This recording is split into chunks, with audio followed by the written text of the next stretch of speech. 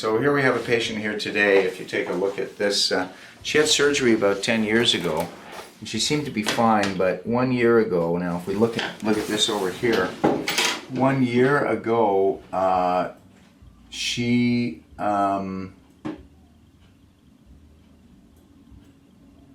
so you can see that this disc is basically gone in here. Compare this disc here to this one, and you can see that that is just about completely gone, and that the hole where the nerve comes out is pretty much occluded. Well, that's a problem because 10 years later now she has started to not be able to walk anymore because she's lost the ability to have any strength in dorsiflexion or plantar flexion. So of course that obviously is going to limit her ability to walk.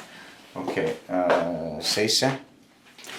So she's standing up, and if we watch her walking, you can see that she's the balance is very, very difficult. She's having difficulty walking. Now, try to go up on your toes. Go ahead, try. She can't do it. Okay, try to do this. Try. She can't raise her feet up at all.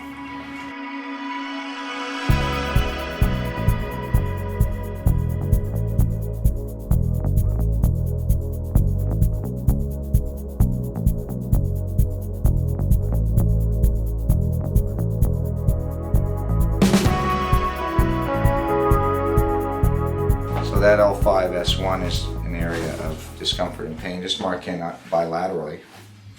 L5-S1. We're probably not going to do too much manipulation, but we are going to do a little bit here today in the hopes that maybe just a little tiny bit of, we'll see if we can get a little bit. So I'm going to have you hold her. I don't think we'll get much of it in here.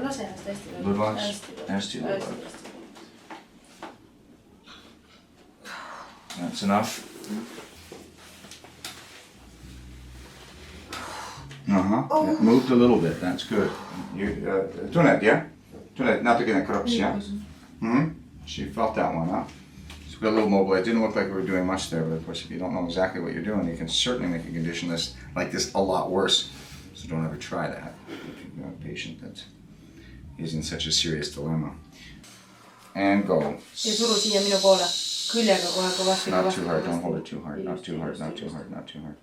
Ludvox, Westy, Soro, not too hard, not too hard. I'm going to give her a little bit of movement because I don't want to. Ingasissa, Valia, Ludvox, okay. So what we're going to recommend for her is a series of non-surgical spinal disc decompression treatments to, as I said, to open up the disc and to remove the pressure. If that works, she should start using her feet again and legs in a more normal way, being able to contract those muscles better. We don't know if it's going to work or not. It has in the past in other similar cases, but certainly there's a possibility that that it may not. We don't know 100% yet, but it can only help, it can't hurt. So that's the main thing. And secondly, well, we'll hope that hurts, because otherwise the only other option for her would be a second additional surgery, which is going to be more invasive than the first one, and not something that she probably really wants to do. So we're going to try to save her from that and see if we can get those feet moving properly without taking the more invasive surgical route. This is Dr. O and the Dr. O Show. Thanks a lot for watching our Trigenics video today.